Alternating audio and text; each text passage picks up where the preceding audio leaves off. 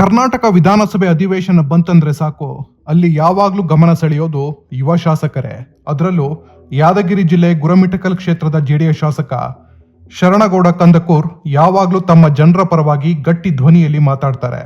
ಇದೀಗ ತಮ್ಮ ಕ್ಷೇತ್ರದ ಸಮೀಪದ ಕಡೆಚೂರು ಬಾಡಿಹಾಳ ಕೈಗಾರಿಕಾ ವಿಚಾರವಾಗಿ ಮಾತಾಡಿದ್ದು, ಅಲ್ಲಿ ಈಗಾಗಲೇ ಫ್ಯಾಕ್ಟರಿಗಳಿದ್ದು ಅದರಿಂದ ಆ ಭಾಗದ ರೈತರಿಗೆ ಉಪಯೋಗವಿಲ್ಲ.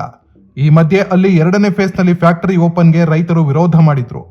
ಹೀಗಾಗಿ ಸರ್ಕಾರ ಅದನ್ನು ಹಿಂಪಡೆಯಲಿದೆ ಅಂತ ಹೇಳಿದ್ರು ಕೂಡ ಇದುವರೆಗೆ ಅದರ ಬಗ್ಗೆ ಯಾವುದೇ ಕ್ರಮವಿಲ್ಲ ಅಂತ ಶರಣಗೌಡ ಕಂದಕೂರ ಕೈಗಾರಿಕೆ ಸಚಿವ MB ಪಾಟೀಲ್ಗೆ ಪ್ರಶ್ನೆ ಕೇಳಿದ್ರು.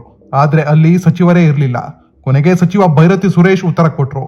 ಯಾವಾಗ್ಲೂ ಸರ್ಕಾರದಿಂದ ಒಳ್ಳೆ ಪ್ರತಿಕ್ರಿಯೆ ಬಯಸೋ ಯುವ ಶಾಸಕ ಶರಣಗೌಡ ಕಂದಕೂರ ಸದನದಲ್ಲಿ ಕೈಗಾರಿಕೆ ಸಚಿವರೇ ಇಲ್ಲದಕ್ಕೆ ಬೇಸರ ವ್ಯಕ್ತಪಡಿಸಿದ್ರು.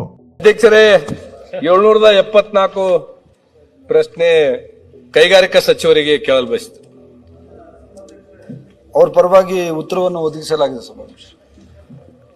ನಾವು ಯಾವಾಗ ಮಂತ್ರಿಗಳಿಗೆ ಪ್ರಶ್ನೆ ಕೇಳ್ತೀವಿ ಅವಾಗ ಇರಲ್ಲ. ಮಾನ್ಯ ಅಧ್ಯಕ್ಷರೇ, ಮೊದಲನೇದು ಕಡೇಚೂರ್ ಬಾಡಿಯಾಲ್ ನನ್ನ ಕ್ಷೇತ್ರದಲ್ಲಿ ಮೊದಲನೇ ಫೇಸ್ ಅಲ್ಲಿ 3200 ಎಕರೆ ತಗೊಂಡಿದ್ರು. ಕೈಗಾರಿಕಾ ಪ್ರದೇಶಗಳಿಗೆ ಅಲ್ಲಿ ಆ ಭಾಗದ ರೈತರಿಗೆ ನಿಮ್ ಕೈಗಳಿಗೆ ಕೆಲಸ ಕೊಡ್ತೀವಿ, ಹೊಲ ಕೊಡ್ರಿ ಅಂತ ತಿಳ್ಕೊಂಡು ಭಾಗದ ಜನರಿಗೆ ಹೊಲ ತಗೊಂಡ್ರು.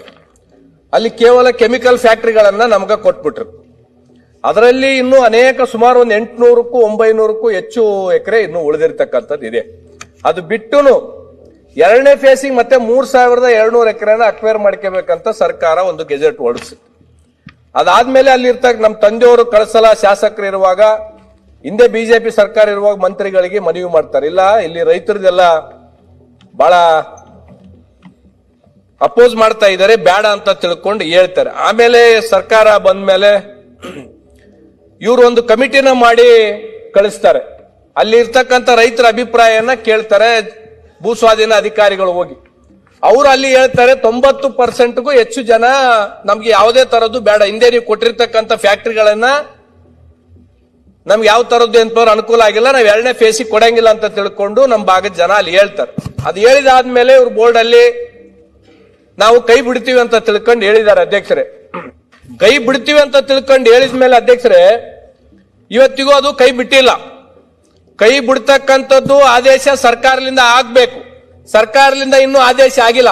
ಆಗ್ಲಾರ್ದು ಪ್ರಯತ್ನಕ್ಕೆ ಏನಾಗಿದೆ ಅಧ್ಯಕ್ಷರಿಗೆ ಅಂತಂದ್ರೆ, ಕಡೇಚೂರು, ದದ್ದಲು, ಸೆಟ್ಟಹಳ್ಳಿ ಮತ್ತು ರಾಚನಹಳ್ಳಿ ಎಂಬ ವಿಲೇಜ್ಗಳು ಏನಿದೆ ಅಧ್ಯಕ್ಷರೇ, ರಿಜಿಸ್ಟ್ರೇಷನ್ ಆಗ್ತಾ ಇಲ್ಲ, ಮೊಟೇಶನ್ ಆಗ್ತಾ ಇಲ್ಲ, ಬ್ಯಾಂಕಿನಾಗ ಹೋಗಿ ರೈತರು ಸಾಲ ತಗೋಬೇಕಂದ್ರೆ ಆಗ್ತಾ ಇಲ್ಲ, ಪರಭಾರೆ ಮಾಡ್ಕೋಬೇಕಂದ್ರೆ ಆಗ್ತಾ ಇಲ್ಲ, ಹಣ ತಂಬರುದು ಭಾಗ ಮಾಡ್ಕೋಬೇಕಂದ್ರೆ ಆಗ್ತಾ ಇಲ್ಲ. ಅಲ್ಲಿ ಇರ್ತಕ್ಕಂಥ ರೈತರು ಬಂದು ಪ್ರತಿದಿನ ನಮಗ್ ಬಂದು ಕೇಳ್ತಾ ಇದ್ದಾರೆ, ನಮ್ದು ಮೊಟೇಶನ್ ಇಲ್ಲ. ಒಂದೇ ನಿಮಿಷ ಅಧ್ಯಕ್ಷ, ಅದು ವಾಸ್ತವಾಂಶನ ಹೇಳ್ತಾ ಇದ್ದೆ. ವಾಸ್ತವಾಂಶನ ದಯಮಾಡಿ ಒಂದೇ ನಿಮಿಷ. ಅದ್ ಏನಾಗಿದೆ ಅಧ್ಯಕ್ಷರೇ ಅಂದ್ರೆ, ಅಲ್ಲಿ ಇರ್ತಕ್ಕಂಥ ರೈತರಿಗೆ ಸಮಸ್ಯೆಗಳು ಬಹಳ ಆಗಿದೆ. ಇದನ್ನ ಆದಷ್ಟು ಬೇಗ ಏನಪ್ಪ ಅಂದ್ರೆ 2ನೇ ಹಂತದ್ದು ಕೈ ಬಿಡ್ಬೇಕು. ಮೊದಲನೇ ಹಂತದಾಗೆ ನಮಗೆ ಏನಪ್ಪಂತಂದ್ರೆ ವಿಷಯಕ್ಕಿರ್ತಕ್ಕಂಥ ಕೆಲಸ ಆಗಿರ್ತಕ್ಕಂಥದ್ದಿದೆ. 2ನೇ ಹಂತದ್ದು ಏನಪ್ಪ ಅಂದ್ರೆ ಬೇಗ ಕೈ ಬಿಟ್ಟು ಅಲ್ಲಿ ರೈತರದ್ದು ಹೊಲಗಳದ ಏನ್ ತೊಂದರೆ ಅನುಭವಿಸ್ತಾ ಇದ್ದಾರೆ ರೈತರು, ಅದನ್ನ ಸರ್ಕಾರ ಬೇಗ ಏನಪ್ಪ ಅಂದ್ರೆ ಪರಿಹಾರ ಮಾಡಬೇಕು, ಪರಿಹಾರ ಕಂಡು ಕೊಡ್ಬೇಕು ಅಂತ ತಿಳ್ಕೊಂಡು ನಾನು ಸರ್ಕಾರಕ್ಕೆ ಏನಪ್ಪ ಅಂದ್ರೆ ಆಗ್ರಹ ಪಡಿಸ್ತಾ ಇದ್ದೆ.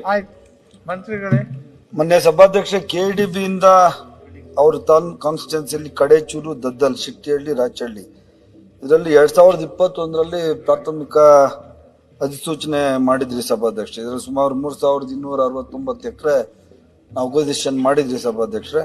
ಅದಾದ ನಂತರ ಅಲ್ಲಿರುವಂತ 90%ಕ್ಕೂ ಹೆಚ್ಚು ಜನ ರೈತರು ಯಾರಿದ್ರು ಜಮೀನು ಓನರ್ಸ್, ಅವರೆಲ್ಲ ಇದಕ್ಕೆ ಬೇಡ ಅಂತ ಹೇಳ್ಬಿಟ್ಟು ಅವರು ಅಲ್ಲಿ ಹೇಳಿದ್ದಾರೆ ಸಭಾಧ್ಯಕ್ಷ, ವಿರೋಧ ವ್ಯಕ್ತಪಡಿಸಿದ್ದಾರೆ. ಆದ್ರಿಂದ ಇದನ್ನ ನಮ್ಮ ವಿಶೇಷ ಭೂಸ್ವಾಧೀನ ಅಧಿಕಾರಿ ಹೇಳಿದ್ದಾರೆ KDB ಅವರು, ಹೌದು ಇದು 90%ಕ್ಕೂ ಹೆಚ್ಚು ಜನ ಕೊಡ್ಲಿಕ್ಕೆ ಒಪ್ತಾ ಇಲ್ಲ ಅಂತ ಸಭಾಧ್ಯಕ್ಷರೇ. ಆದ್ರಿಂದ ಇದಕ್ಕೊಂದು ಕಮಿಟಿ ಮಾಡಿದ್ರಿ ಸಭಾಧ್ಯಕ್ಷರೇ.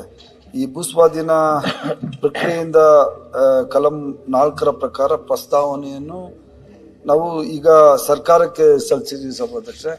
ಸರ್ಕಾರ ತೀರ್ಮಾನ ಮಾಡಿ ಸಭಾಧ್ಯಕ್ಷರೇ, ಈ ಜಮೀನು ಬಿಡ್ಲಿಕ್ಕೆ ಏನೇನು ಅಡೆತಡೆಗಳಿದಾವೆ ಅದಕ್ಕೆಲ್ಲ ರೂಲ್ಸ್ ಫ್ರೇಮ್ ಆಗಿರ್ತದಲ್ಲ ಸಭಾಧ್ಯಕ್ಷ. ಮತ್ತೆ ಒಂದಷ್ಟು ಜಮೀನು ಇಲ್ಲಿ ಫ್ಯಾಕ್ಟ್ರಿ ಓನರ್ಸ್ಗೂ ಕೊಟ್ಟಿದ್ದೀರಿ ಸಭಾಧ್ಯಕ್ಷ, ಅವ್ರು ಇನ್ನೂ ಕೆಲಸ ಶುರು ಮಾಡಿಲ್ಲ ಅಂತ ಹೇಳಿದ್ದಾರೆ. ಆದ್ರಿಂದ ಈ 1134 ಉದ್ಯಮದಾರರಿಗೆ KDB ಕಲಂ 34ರ ಬಿ ಅಡಿಯಲ್ಲಿ ನೋಟಿಸ್ ಕೊಟ್ಟಿದ್ವಿ ಸಭಾಧ್ಯಕ್ಷರೇ.